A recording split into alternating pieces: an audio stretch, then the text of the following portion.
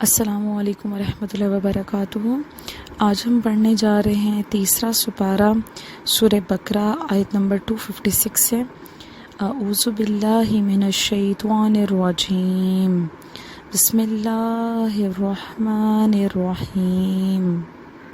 لا إكراه في الدين قد تبين الرشد من الغي فمن يكفر بالطاغوت ويؤمن بالله فقد استمسك بالعروة الوثقى لا انفصام لها والله سميع عليم۔ ترجمہ: دین میں کوئی زبردستی نہیں، بے شک ہدایت کی راہ گمراہی سے خوب جدا ہو گئی ہے۔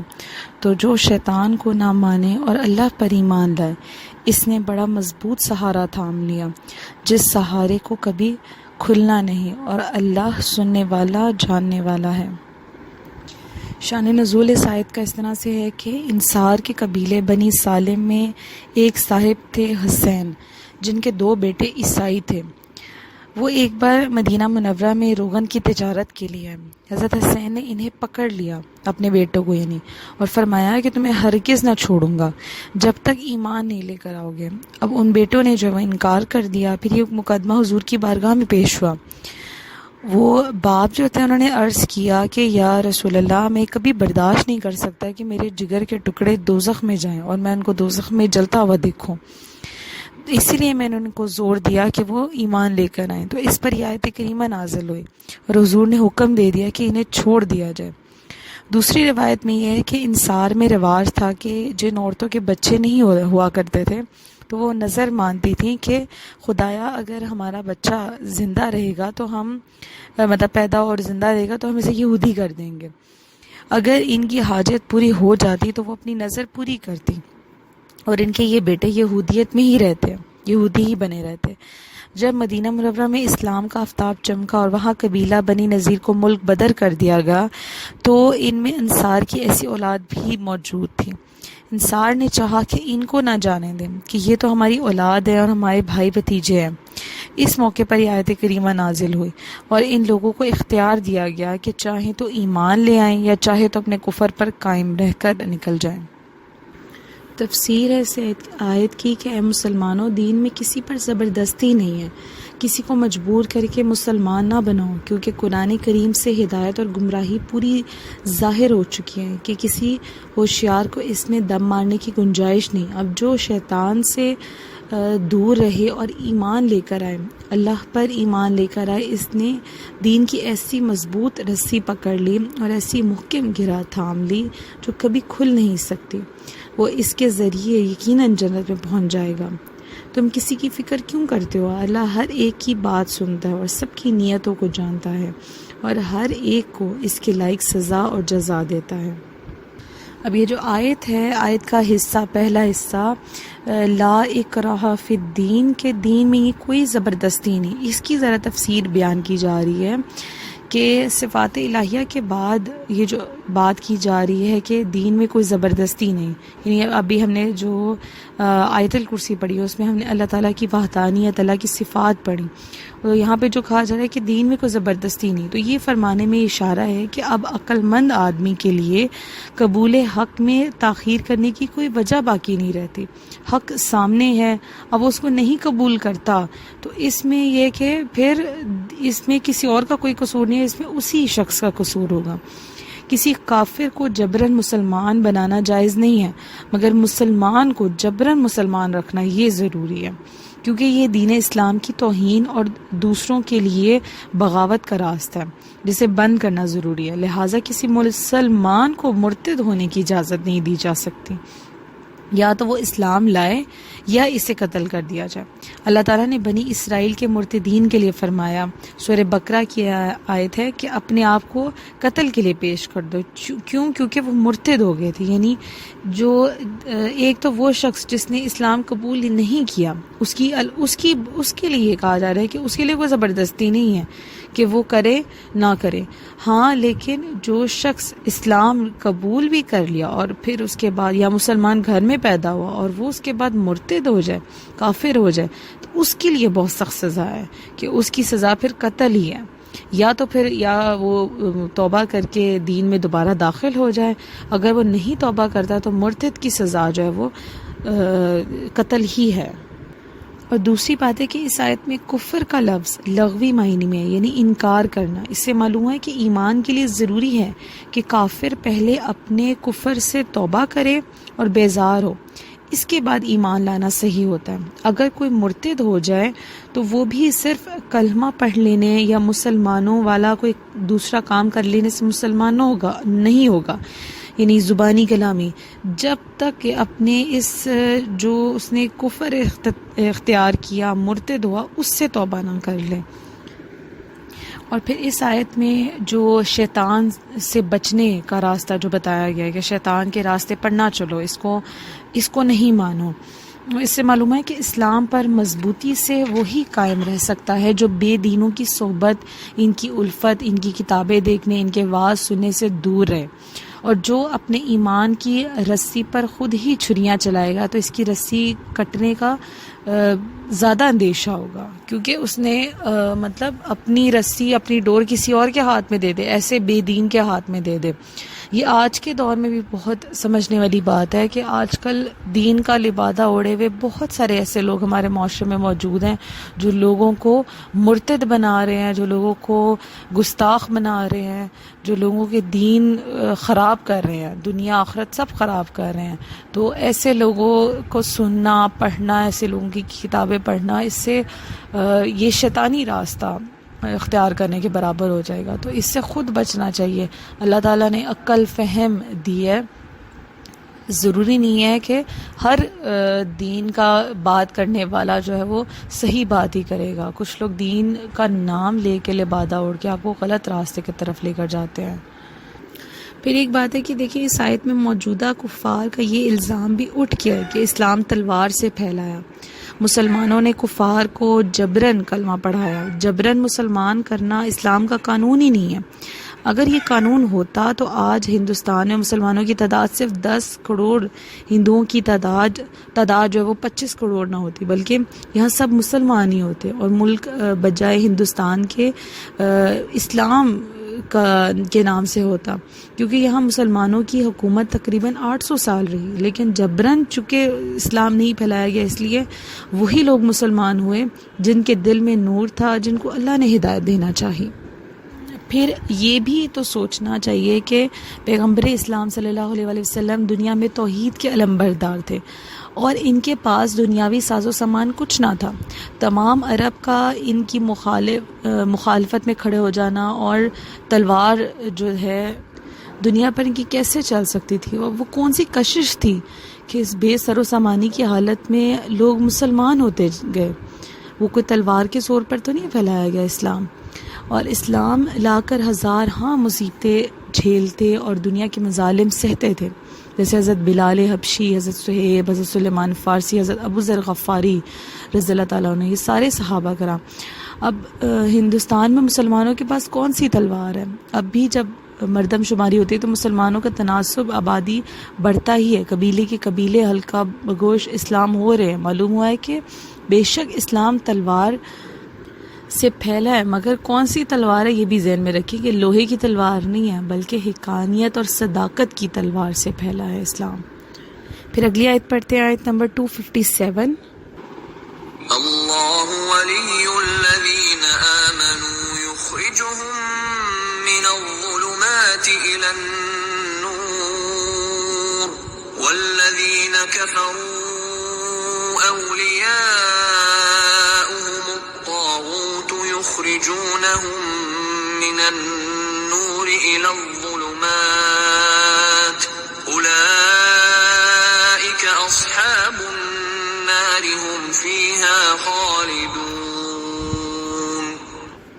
بہت پیاری آیت ہے، دعا ہے کہ ترجمہ اس آیت کا کہ اللہ مسلمانوں کا والی ہے، انہیں اندھیروں سے نور کی طرف نکالتا ہے، اور جو کافر ہیں ان کے حمایتی شیطان ہیں، اور وہ انہیں نور سے اندھیروں کی طرف نکالتے ہیں۔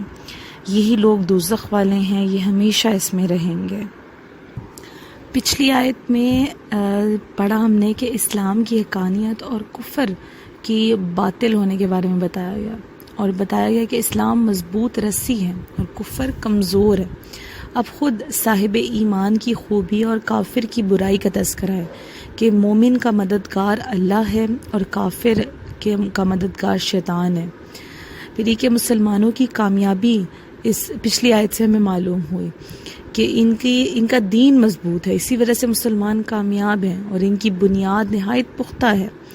اب دوسری نوعیت سے مسلمانوں کی کامیابی کا ذکر ہے کہ مسلمان کامیاب کس وجہ سے ہے، کہ ان کا ناصر، ان کا حافظ اللہ ہے، ان کا والی اللہ تعالیٰ ہے۔ گویا ایک قسم کی کامیابی کا ذکر پہلے ہوا تھا، اب دوسری قسم کی کامیابی کا ذکر ہے۔ گویا مسلمان جو ہے مضبوط دین پر ہے اور قوی اور قادر کا ان پر ہاتھ ہے۔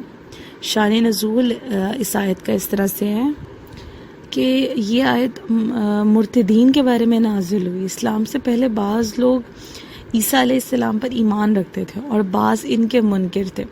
حضور صلی اللہ علیہ وسلم کی تشریف آوری کے بعد حضرت مسیح کے منکر یعنی مشرکین وغیرہ تو حضور پر ایمان لا کر ان پر بھی ایمان لے آئے، اور بعض عیسائی حضور صلی اللہ علیہ وسلم کا انکار کر کے در پردہ حضرت عیسیٰ علیہ السلام کی بھی منکر ہو گئے۔ ان دو جماعتوں کے بارے میں یہ آیت کریمہ نازل ہوئی۔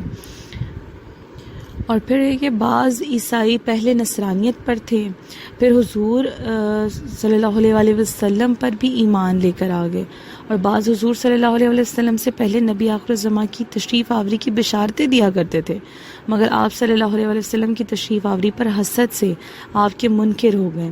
ان دو جماعتوں کے بارے میں یہ آیت کریمہ نازل ہوئی۔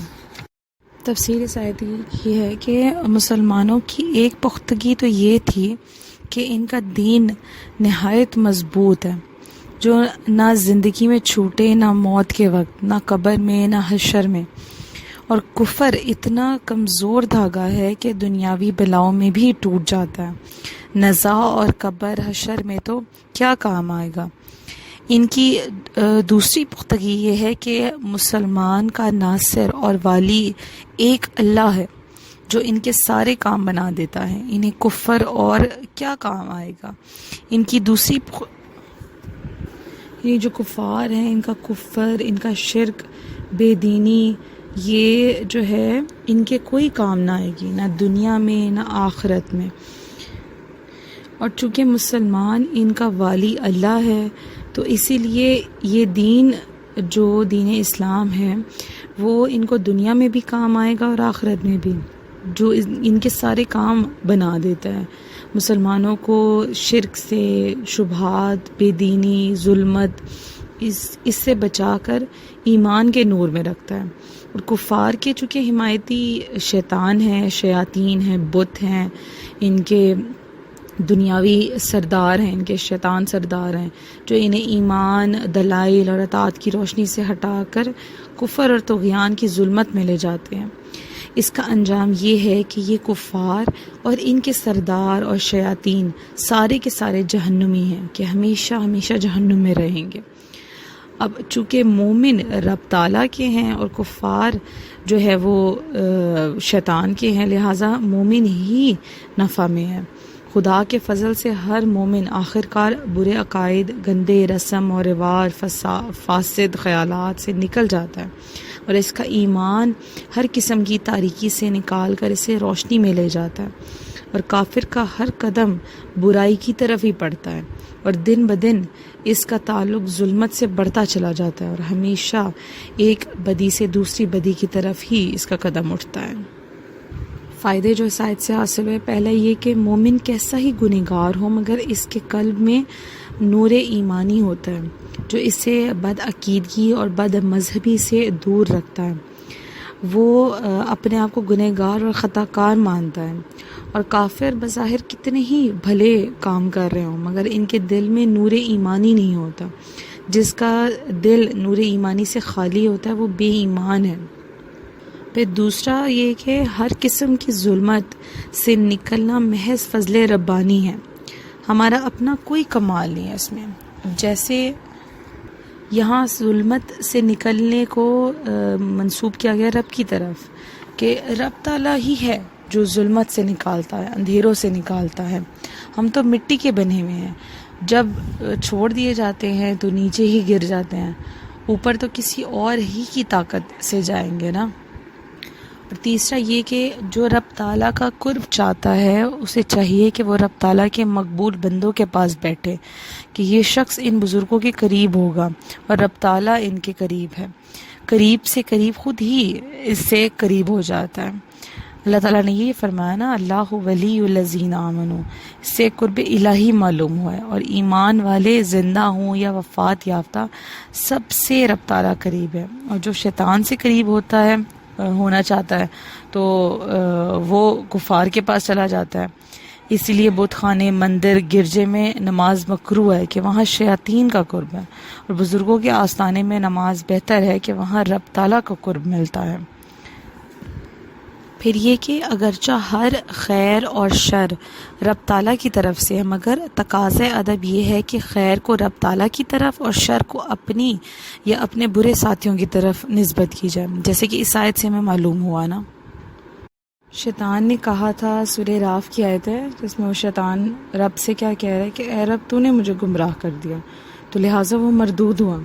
آدم علیہ السلام نے عرض کیا کہ ربنا ظلمنا انفسنا، کہ سورہ راف کی آیت ہے کہ اے مولا ہم نے اپنی جانوں پر ظلم کیا، تو وہ محبوب ہوئے، یعنی کہ خیر کو رب کی طرف اور شر کو جو ہے وہ شیطان کی طرف منسوب کرنا یا اپنی طرف منسوب کرنا میری غلطی ہے، اس طرح کہنا، تو یہ ایسا شخص ہے وہ محبوب ہوگا۔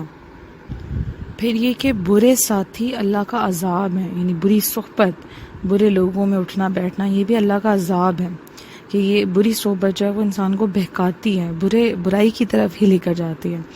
اور اچھی صحبت، اچھے ساتھی اللہ کی رحمت ہے کہ وہ انسان کو خیر کی طرف ہی لے کر جاتی ہے۔ پھر اگلی آیت ہے آیت نمبر 258۔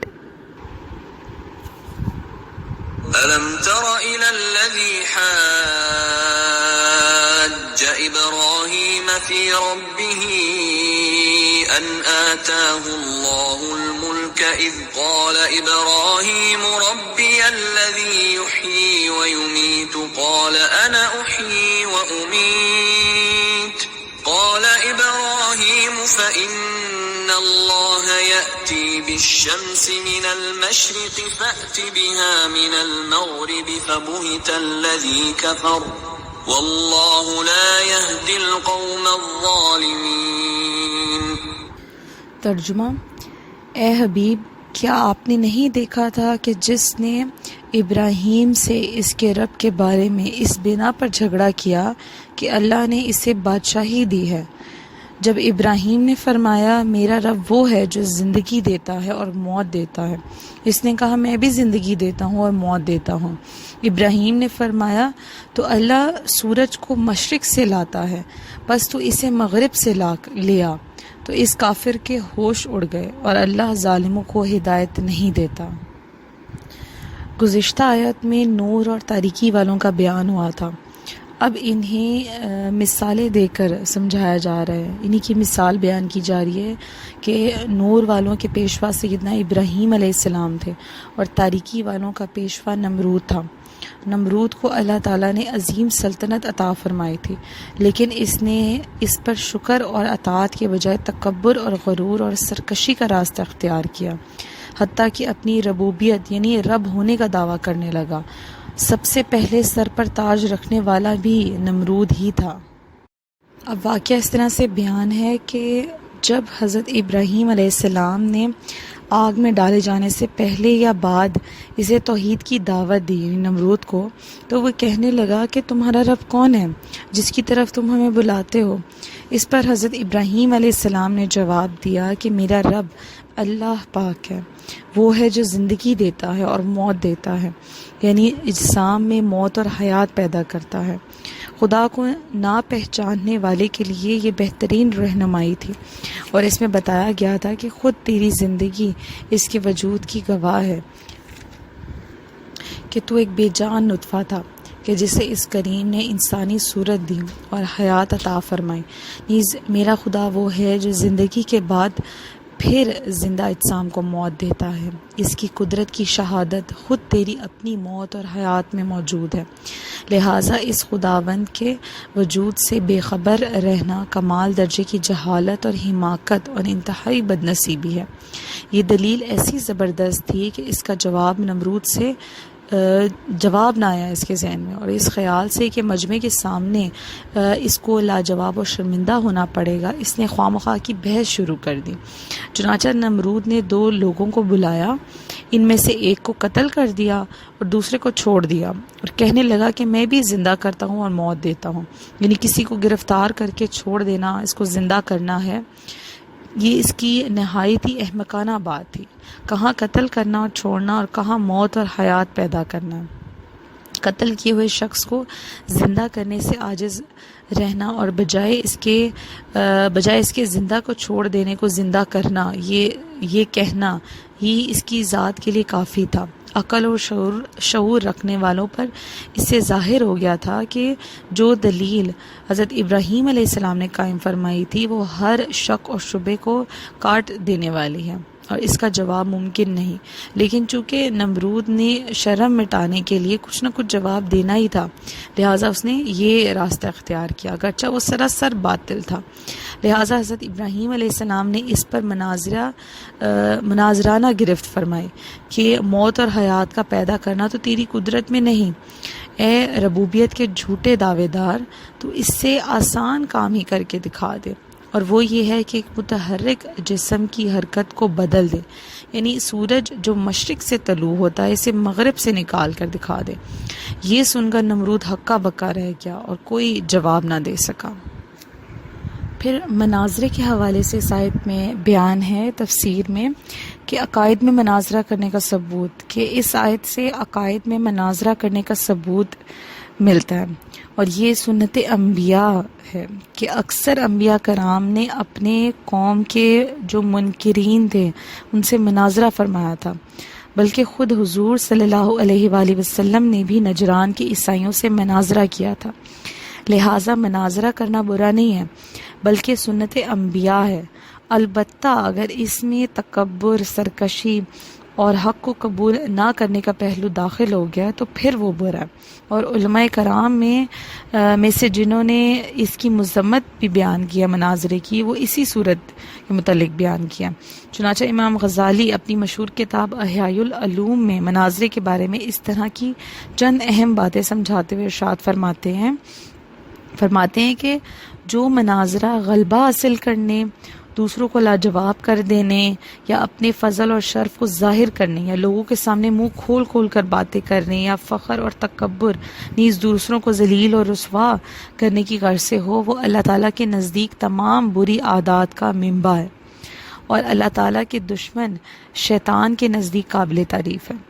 باطنی برائیوں مثلا تکبر، خود پسندی، حسد، بغض، پاک باز بننا یا حب جا وغیرہ کے ساتھ مناظرے کو وہی نسبت ہے جو شراب کو ظاہری برائیوں مثلا زنا، الزام تراشی، قتل اور چوری وغیرہ کے ساتھ ہے۔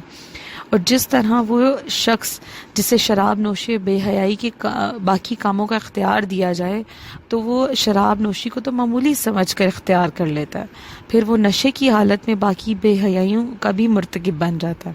تو اسی طرح مثال دی جا رہی ہے کہ سیم اسی طرح جس آدمی پر دوسروں کو نیچا دکھانے اور مناظرے میں غالب آ جانے کی خواہش غالب ہو تو وہ جاؤ مرتبے کا طالب ہو، تو وہ معلوم ہوتا ہے کہ اس کے دل میں تمام خباثتیں پوشیدہ ہیں، مطلب وہ تمام جس کے دل میں یہ نیت آ جائے، یہ اس کی ہو کہ میں دوسروں پر غالب آ جاؤں، میں ایسا مطلب علم جھاڑنا اس انداز میں کہ لوگوں کو نیچا دکھایا جائے، تو پھر اس کے اندر اور بھی تکبر، خود پسندی، حسد، بغض، پاک باز بننا، دوسروں کے سامنے نیک پرہیزگار دکھائی دینا، تو یہ سب چیزیں پھر اس شخص کے اندر آٹومیٹکلی آ جاتی ہیں جس کے اندر یہ بات آ جاتی ہے۔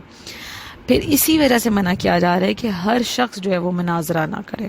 اب یاد رہے کہ عقائد اور نظریات، معمولات اہل سنت اور دیگر دینی مسائل میں کسی سے مناظرہ کرنا کوئی اتنا آسان کام نہیں ہے کہ جو چاہے جب چاہے اور جہاں جائے کرنا شروع کر دے، بلکہ اس کے لیے بہت زیادہ علم، مضبوط حافظہ، مہارت، تربیت، حاضر جوابی اور دیگر کئی چیزیں ہونا بہت زیادہ ضروری ہیں، کہ جس کے بغیر مناظرہ کرنا انتہائی سخت جرت اور اپنی گمراہی اور اخروی بربادی سے بے خوفی کی علامت ہے، کیونکہ عین ممکن ہے کہ جس سے مناظرہ کر رہا ہے اس کی کوئی بات دل میں جم جائے اور وہ جو مناظرہ کرنے والا ہے وہ شخص خود ہی گمراہ ہو جائے، کم علمی کی وجہ سے، تربیت کی کمی کی وجہ سے، تو سامنے والا جو ہے وہ اس کو ایسا کوئی دلیل اس کے سامنے پیش کر دے جو خود اسی کے ذہن میں بیٹھ جائے اور پھر اپنا ہی اس کا دین برباد ہو جائے۔ لہٰذا علم مناظرے کے ماہر علماء کے علاوہ کسی کو بھی مناظرے کی اجازت نہیں۔ آج کل اب جو لوگ ایک آدھ کتاب پڑھ کر یا 2-4 تقریریں یا مناظرے سن کر ہر راہ چلتے سے جو ہے وہ مناظرہ کرنا شروع کر دیتے ہیں، ہر کسی سے بحث مباحثہ کرنا شروع کر دیتے ہیں، یہ طرز عمل شرعاً ناجائز ہے اور انتہائی خطرناک ہے، اس سے بچنا ضروری ہے۔ عوام کو کسی بھی صورت مناظر اور بحث و مباحثے کی اجازت نہیں ہے، ان پر لازم ہے کہ اپنے عقائد کو صحیح رکھیں اور بحث کی جگہ پر معاملہ جو ہے وہ علماء کے حوالے کر دیں۔ پھر علماء کو بھی یہ ہدایت ہے کہ کسی اہم مقصد اور فائدے کے بغیر بلا ضرورت مناظرے کے میدان میں جانے سے گریز کریں۔ چنانچہ اعلیٰ حضرت امام احمد رضا خان بریلوی فرماتے ہیں کہ جو تمام فنون کا ماہر ہو، پوری طاقت بھی رکھتا ہو، تمام ہتھیار بھی اس کے پاس ہو، اس کو بھی کیا ضرورت ہے کہ خواہ مخواہ بھیڑوں کے جنگل میں چلا جائے؟ ہاں، اگر اس کو کوئی بہت زیادہ ضرورت آن پڑے، مجبوری ہو، تو تب اللہ پر توکل کر کے ان ہتھیاروں سے کام لے۔ دعا ہے کہ آج جو پڑھا، سنا، سمجھا اسے قبول فرمائے اللہ پاک اپنی بارگاہ میں اور ہم سب کو ہدایت کے راستے پر رکھیں، آمین ثم آمین۔ السلام علیکم ورحمۃ اللہ وبرکاتہ۔ آج ہم پڑھیں گے سورہ بقرہ آیت نمبر 259، تیسرا پارہ ہم پڑھ رہے ہیں۔ اعوذ باللہ من الشیطان الرجیم، بسم اللہ الرحمن الرحیم۔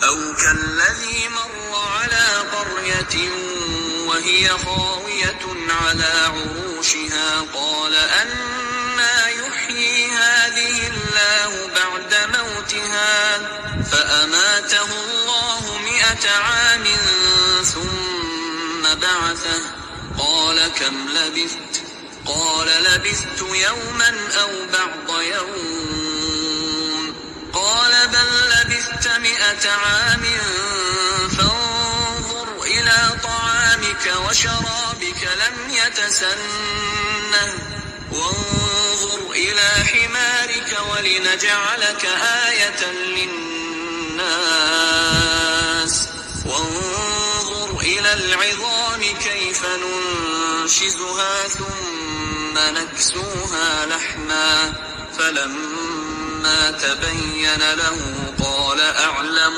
أن الله على كل شيء قدير۔ ترجمہ: کیا تم نے اس شخص کو نہ دیکھا جس کا ایک بستی پر گزر ہوا اور وہ بستی اپنی چھتوں کے بل گری پڑی تھی؟ تو اس شخص نے کہا، اللہ انہیں ان کی موت کے بعد کیسے زندہ کرے گا؟ تو اللہ نے اسے 100 سال موت کی حالت میں رکھا، پھر اسے زندہ کیا۔ پھر اس شخص سے فرمایا، تم یہاں کتنا عرصہ ٹھہرے ہو؟ اس نے عرض کی، میں 1 دن یا 1 دن سے بھی کچھ کم وقت ٹھہرا ہوں گا۔ اللہ تعالیٰ نے فرمایا، نہیں، بلکہ تم تو یہاں 100 سال ٹھہرائے گئے ہو، اور اپنے کھانے اور پانی کو دیکھ کہ اب تک بدبودار نہیں ہوا، اور اپنے گدھے کو دیکھ جس کی ہڈیاں تک سلامت نہ رہیں، اور یہ سب اس لیے کیا گیا ہے تاکہ ہم تمہیں لوگوں کے لیے ایک نشانی بنا دیں، اور ان ہڈیوں کو دیکھ کہ ہم کیسے انہیں اٹھاتے ہیں، زندہ کرتے ہیں، پھر انہیں گوشت پہناتے ہیں۔ تو جب یہ معاملہ اس پر ظاہر ہو گیا تو وہ بول اٹھا، میں خوب جانتا ہوں کہ اللہ ہر چیز پر قادر ہے۔ اب پچھلی جو آیات پڑھی تھی ہم نے، اس میں ارشاد ہوا تھا کہ اللہ ظالموں کو ہدایت نہیں دیتا۔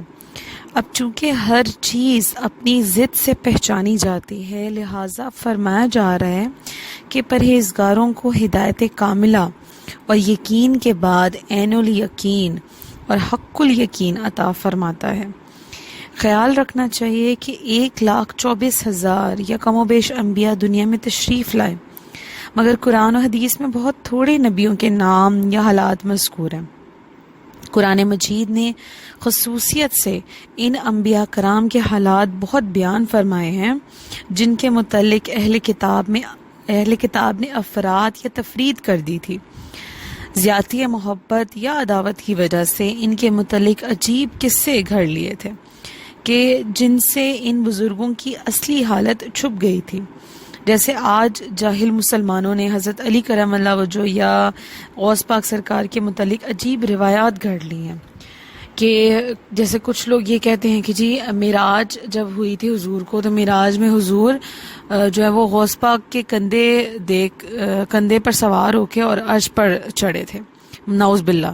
یا پھر یہ کہ غوث پاک نے ملک الموت کو جو ہے وہ ان کی زنبیل چھین لی تھی اور تمام جو ہے وہ قبض کردہ روحیں ان سے چھڑا لی تھی، یہ بھی من گھڑت کہانی ہے۔ یا پھر حضور نے معراج کی شب کعبہ قوسین میں پہنچ کر جب پردہ اٹھا کر دیکھا تو حضرت علی پردے کے اندر سے بول رہے تھے، یعنی وہی خدا، نعوذ باللہ نعوذ باللہ۔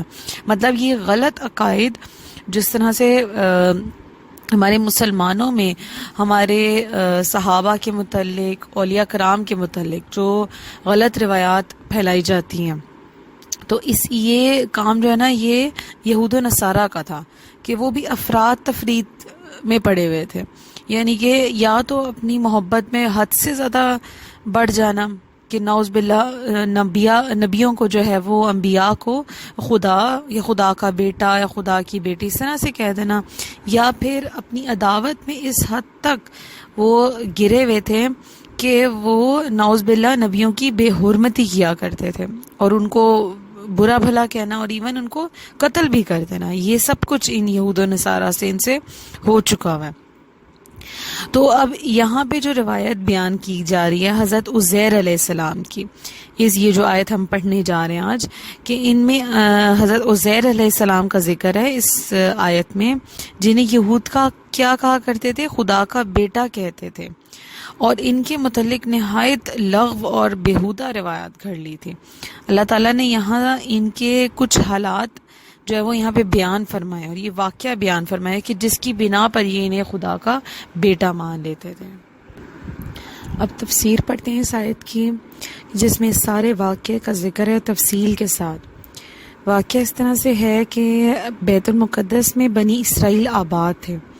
جب ان کا فسق و فجور، نافرمانی اور طغیانی حد سے بڑھ گئی اور انہوں نے پیغمبر وقت کی ہدایت پر عمل نہ کیا، تو عیسیٰ علیہ السلام سے تقریباً 600 برس پہلے کی بات ہے کہ بخت نصر نے بیت المقدس پر سخت حملہ کیا، اور اس کے ساتھ 6 لاکھ جھنڈے تھے اور ہر جھنڈے کے ساتھ بے شمار فوج تھی۔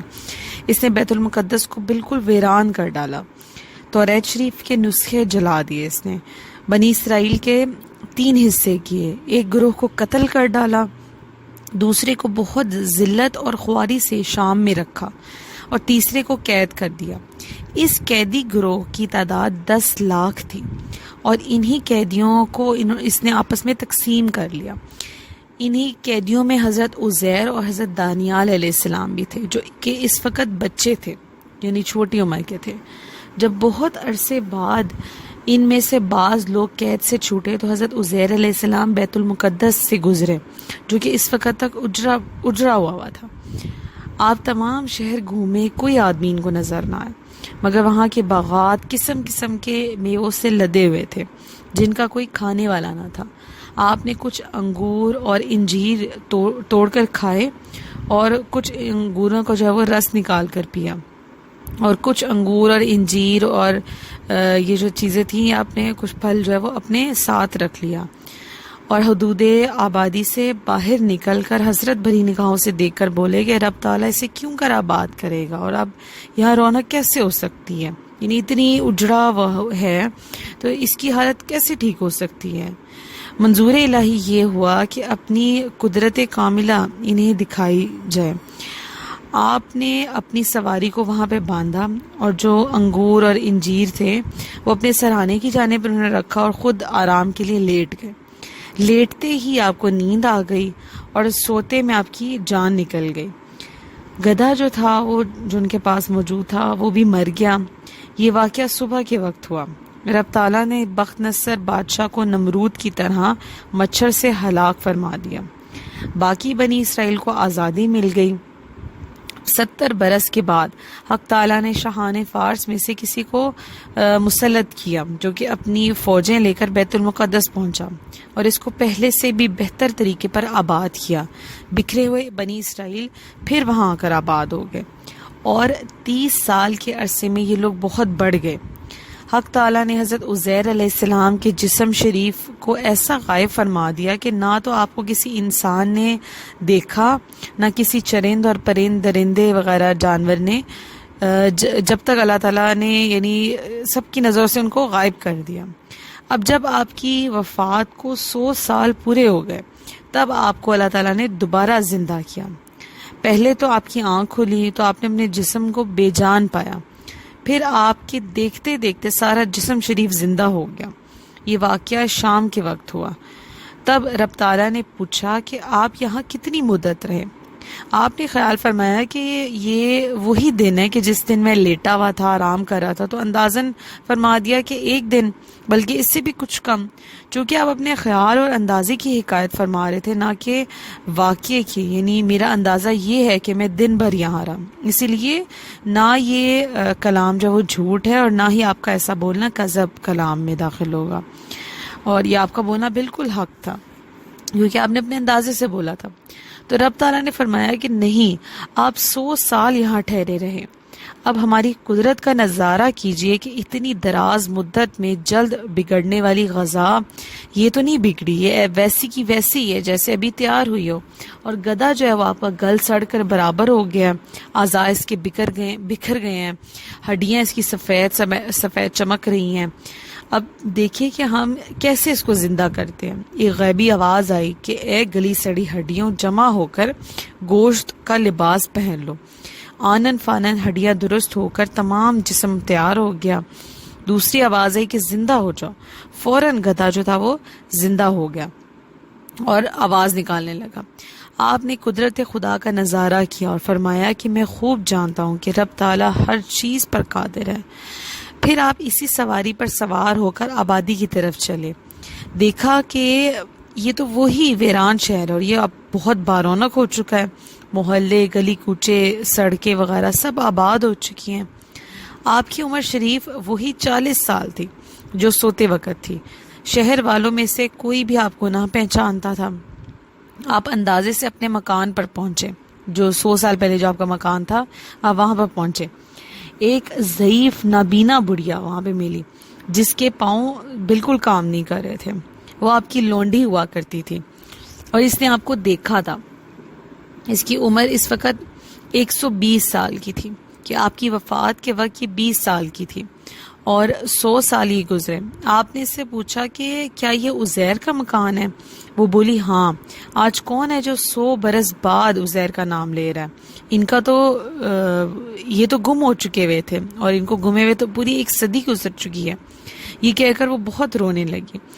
آپ نے فرمایا کہ میں ہی عزیر ہوں۔ اس نے کہا یہ کیسے ہو سکتا ہے؟ آپ نے فرمایا اللہ تعالیٰ نے مجھے 100 برس مردہ رکھ کر پھر دوبارہ زندہ کیا۔ اس نے کہا کہ حضرت عزیر مقبول الدعا تھے، ان کی دعائیں قبول ہوا کرتی تھیں۔ آپ دعا کریں کہ میں جو نابینا ہو گئی ہوں میری آنکھیں دوبارہ سے لوٹ آئیں تاکہ میں آپ کو دیکھ سکوں اور پہچان سکوں۔ آپ نے دعا کی تو ان کی بینائی دوبارہ واپس آ گئی۔ آپ نے ان کا ہاتھ پکڑ کر فرمایا کہ اٹھ خدا کے حکم سے۔ یہ فرماتے ہی ان کے جو پاؤں تھے وہ بھی دوبارہ سے درست ہو گئے۔ وہ دیکھ کر انہیں پہچان گئی اور کہنے لگی واقعی آپ عزیر ہیں، اور آپ کا ہاتھ پکڑ کر بنی اسرائیل کی ایک مجلس میں لے گئی جہاں حضرت عزیر علیہ السلام کے فرزند جن کی عمر 118 سال کی تھی اور آپ کے بوڑھے پوتے بھی وہاں پہ موجود تھے۔ چیخ کر بولی کہ مبارک ہو، عزیر آ گئے ہیں۔ سب نے کہا تو جھوٹی ہے. وہ بولی میں وہی اندھی لنگڑی بڑھیا ہوں, دیکھ لو ان کی دعا سے اچھی ہو گئی ہوں. یہ کہتے ہیں کہ مجھے رب نے 100 برس مردہ رکھ کر زندہ فرمایا ہے. لوگ اٹھ کر ان کی زیارت کرنے لگے. آپ کے بیٹے نے کہا کہ میرے والد کے 2 شانوں کے درمیان بالوں کا ایک حلال تھا. جسم مبارک کھول کر دکھایا گیا تو وہ بالکل ویسے ہی موجود تھا. لوگوں نے کہا کہ عزیر علیہ السلام کو تو توریت حفظ تھی, آج کل اس کا کوئی نسخہ جو ہے وہ موجود نہیں ہے. اگر آپ عزیر ہیں تو توریت شریف سنائیے. آپ نے توریت سنائی ہی نہیں بلکہ لکھوا بھی دی. مجمع میں سے ایک بولا کہ میں نے اپنے والد سے اور انہوں نے اپنے والد سے سنا تھا کہ بخت نصر کے ستم انگیزیوں کے بعد گرفتاری کے زمانے میں میرے دادا نے ایک جگہ توریت دفن کر دی تھی. اس کا پتہ مجھے معلوم ہے, چلو اس کو تلاش کرتے ہیں, شاید مل جائے. جستجو سے وہ نسخہ مل گیا. اس نسخے کو حضرت عزیر علیہ السلام کے لکھوائے ہوئے نسخے سے مقابلہ کیا گیا تو حرف بحرف مطابق اس کے نکلا. تب سب کو یقین ہو گیا کہ یہی عزیر علیہ السلام ہے. جب اب سب کو یقین ہو گیا پھر ان یہودیوں نے آپ کو خدا کا بیٹا کہنا شروع کر دیا. اب فائدے جو اس آیت سے ہمیں حاصل ہوتے ہیں, پہلا یہ کہ قدرت الہی پر حیرت اور تعجب کرنا گناہ نہیں ہے, اس کا انکار کرنا جرم ہے, کیونکہ حیرت بشری کمزوری سے ہے نہ کہ رب تعالیٰ کی قدرت کے انکار سے. اب جیسے پیغمبر نے یہاں پہ حیرت کا اظہار کیا تھا تو یہ جو ہے کوئی جرم نہیں ہے, یہ حیرت جو ہے وہ کرنا کوئی گناہ نہیں ہے. دوسرا یہ کہ انبیاء کرام کی بارگاہ الہی میں وہی عزت ہے کہ سبحان اللہ, رب تعالیٰ ہر طرح ان کی تسلی اور تشفی فرماتا ہے. جیسے یہاں پہ حضرت عزیر علیہ السلام نے تعجب ہی کیا تھا کہ تسلی کر دی گئی, کیونکہ یہ تو دنیا کی تسلی کرنے آئے ہوتے ہیں انبیاء کرام. اگر خود ان کو حیرت اور تعجب رہے گا تو یہ دوسروں کو کیسے تسلی دے سکیں گے. پھر یہ کہ اللہ تعالیٰ حضرات انبیاء کرام کی خواہش کو پورا فرما دیتا ہے, انہی منہ سے دعا مانگنے کی بھی ضرورت پیش نہیں آتی. جیسے حضرت عزیر علیہ السلام نے بیت المقدس کی آبادی کی صراحتاً دعا نہ کی تھی, صرف حیرت کا اظہار کیا تھا. ہاں دل میں تمنا ضرور کی تھی کہ یہ شہر پھر سے آباد ہو جائے. رب تعالیٰ نے ان کی تمنا کس شاندار طریقے سے پوری فرما دی. دیکھیں حضور صلی اللہ علیہ وسلم نے قبلے کی تبدیلی کے لیے دعا نہ کی تھی, صرف شوق وحی میں آسمان کو دیکھا تھا کہ تبدیلی قبلہ واقعہ ہو گیا. حضرت ابراہیم علیہ السلام کے انہوں نے نمرودی آگ سے بچنے کی دعا نہ کی تھی, صرف دل میں آرزو کی تھی کہ رب تعالیٰ نے انہیں آگ کے شر سے صرف بچا نہ لیا بلکہ آگ کو ہی ٹھنڈا اور سلامتی والا بنا دیا. یہ ہے ان کی محبوبیت کا عالم. اب اگلی آیت پڑھتے ہیں, آیت نمبر 260.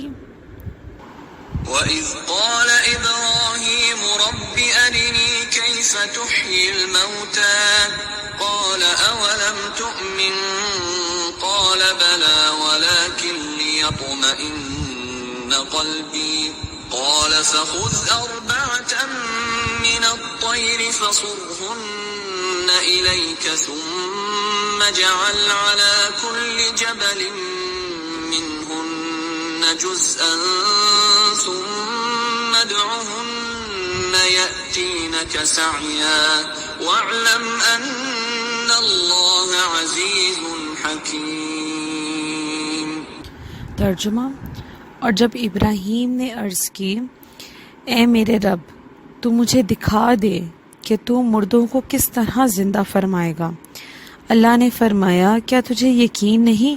ابراہیم نے عرض کی, یقین کیوں نہیں, مگر یہ چاہتا ہوں کہ میرے دل کو قرار آ جائے. اللہ نے فرمایا, تو پرندوں میں سے کوئی 4 پرندے پکڑ لو, پھر انہیں اپنے ساتھ مانوس کر لو, پھر ان سب کا ایک ایک ٹکڑا ہر پہاڑ پر رکھ دو, پھر انہیں پکارو تو وہ تمہارے پاس دوڑتے ہوئے چلے آئیں گے, اور جان رکھو کہ اللہ غالب حکمت والا ہے.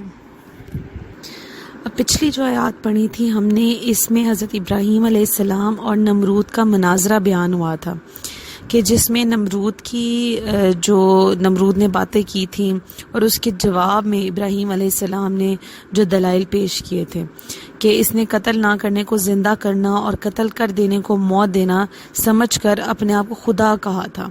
اب ابراہیم علیہ السلام کا واقعہ بیان ہو رہا ہے کہ انہوں نے زندہ کرنے کا طریقہ یعنی احیاء دیکھنے کی رب تعالیٰ سے درخواست کی تھی. اب اس میں اختلاف ہے کہ ابراہیم علیہ السلام نے یہ عرض کب کی تھی.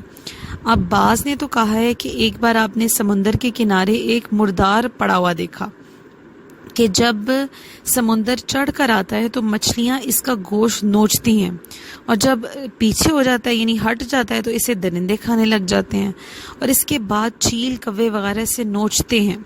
تو عرض کیا کہ مولا تو ان مختلف جانوروں کے پیٹ سے اسے کیسے نکال کر زندہ فرمائے گا کہ ایک جانور کا گوشت چرندے پرندے ہر طرح کے جانوروں میں تقسیم ہو رہا ہے، پھر ان مقامات سے کیسے جمع ہو سکتا ہے؟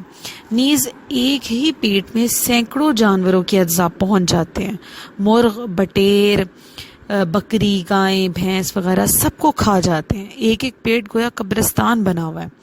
اس صورت میں یہ اجزاء کیسے جمع ہوں گے اور پھر دوبارہ کیسے زندہ ہوں گے؟ یہ پھر دوسری روایت یہ کہ جب آپ کا مناظرہ نمرود کے ساتھ ہوا تھا اور اس نے قتل کو موت دینا اور معافی کو زندہ کرنا سمجھا تو آپ نے جواب دیا کہ میرا رب مرے ہوئے کو زندہ فرماتا ہے۔ وہ بولا کہ کیا کبھی آپ نے بھی دیکھا ہے یہ؟ تب آپ نے یہ دعا کی تھی کہ اللہ تعالیٰ مجھے یعنی دکھائے تاکہ آئندہ کبھی بے دین سے اس قسم کا مناظرہ ہو جائے تو آپ اس کی عینی شہادت دے سکیں۔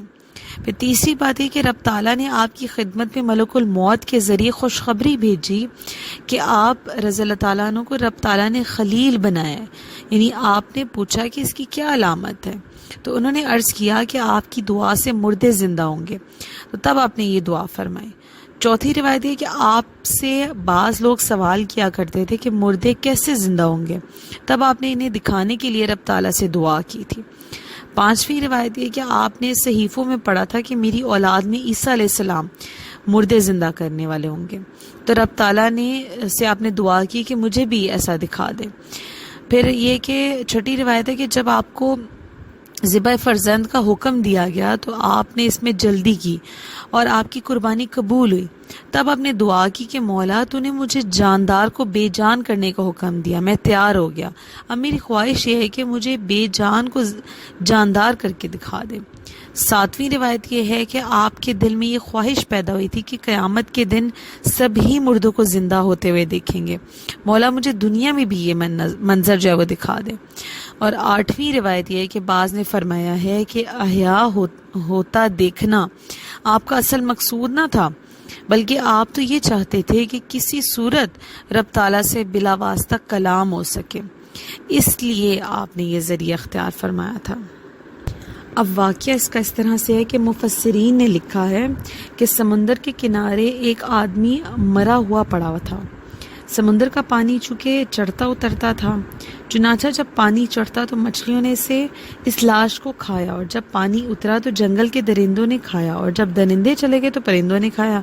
حضرت ابراہیم علیہ السلام نے یہ ملاحظہ فرمایا تو آپ کو شوق ہوا کہ آپ ملاحظہ فرمائے کہ مردے کس طرح زندہ کیے جاتے ہیں۔ چنانچہ آپ نے بارگاہ الہی میں عرض کیا کہ اے اللہ، مجھے یقین ہے کہ تم مردوں کو زندہ فرمانے والا ہے، ان کو زندہ فرمائے گا، اور ان کے اجزاء دریائی جانوروں اور درندوں کے پیٹ اور پرندوں کے جو ہے وہ جسموں سے نکال کے دوبارہ اس کو جمع فرمائے گا، لیکن میں یہ عجیب منظر دیکھنے کی آرزو رکھتا ہوں۔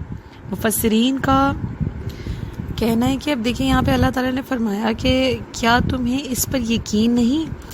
اللہ تعالیٰ اب دیکھیں اللہ تعالیٰ عالم الغیب و شہادت ہے، اسے حضرت ابراہیم علیہ السلام کے کمال ایمان اور یقین کا علم ہے، اس کے باوجود یہ سوال فرمانا کہ کیا تجھے یقین نہیں، یہ اس لیے ہے کہ سامعین کو سوال کا مقصد معلوم ہو جائے اور وہ جان لیں کہ یہ سوال کسی شک و شبے کی بنا پر نہیں تھا۔ چنانچہ حضرت ابراہیم علیہ السلام نے عرض کی کہ یقین کیوں نہیں، لیکن میں چاہتا ہوں کہ یہ چیز آنکھوں سے دیکھ لوں تاکہ میرے دل کو قرار آ جائے۔ اور حضرت خلیل جو کہا جا رہا ہے، مجھے خلیل کہا جا رہا ہے، یعنی کہ دوست کہا جا رہا ہے، تو مجھے معلوم ہو جائے کہ میں واقعی میں خلیل ہوں، اس علامت سے میرے دل کو تسکین ہو جائے کہ واقعی رب نے مجھے اپنا خلیل بنایا ہے۔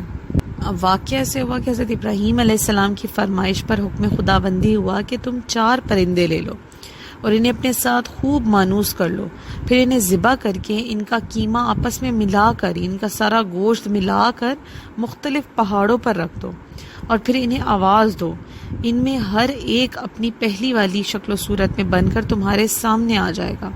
چنانچہ حضرت ابراہیم علیہ السلام نے 4 پرندے لیے۔ ایک قول کے مطابق وہ مور تھا، مرغ تھا، کبوتر تھا اور کوا تھا۔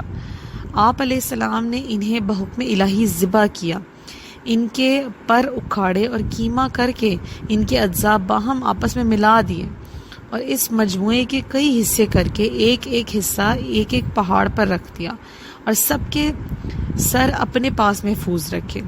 پھر ان پرندوں کو آواز دے کر بلایا، آپ کے بلاتے ہی حکم الہی سے وہ اجزاء اڑے اور ہر جانور کے اجزاء علیحدہ علیحدہ ہو کر اپنی ترتیب سے جمع ہو گئے اور پرندوں کی شکلیں بن کر اپنے پاؤں سے دوڑتے ہوئے آپ کی خدمت میں حاضر ہو گئے اور اپنے اپنے سروں سے مل کر پہلے ہی کی طرح ہو گئے۔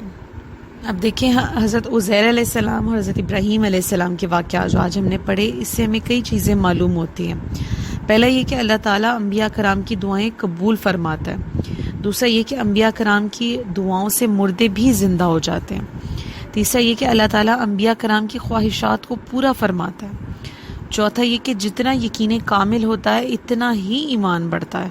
پانچواں یہ کہ مشاہدے سے معرفت میں اضافہ ہوتا ہے۔ چھٹا یہ کہ یہ واقعات اللہ تعالیٰ کی عظیم قدرت کی عظیم دلیلیں ہیں۔ ساتواں یہ کہ یہ واقعات مرنے کے بعد زندہ کیے جانے کی بہت بڑی دلیل ہے۔ پھر ایک بات ہے کہ اگر حضرت خلیل اللہ کی دعا سے مردے زندہ ہو سکتے ہیں تو ہمارے نبی کریم صلی اللہ علیہ وآلہ وسلم کہ حضور صلی اللہ علیہ وسلم کی نگاہ کرم سے مردہ دل بھی زندہ ہو سکتے ہیں کہ تو جو چاہے تو ابھی میل میرے دل کے دھلے، کہ خدا دل نہیں کرتا کبھی میلا تیرا۔ کیوں نہ ہو کہ یہ حضرات رب تعالیٰ کی مانتے ہیں تو رب تعالیٰ بھی ان کی مانتا ہے۔ دعا کرتے ہیں کہ اللہ تعالیٰ ہمارے دلوں کو بھی پاک صاف فرما دے، آمین ثم آمین۔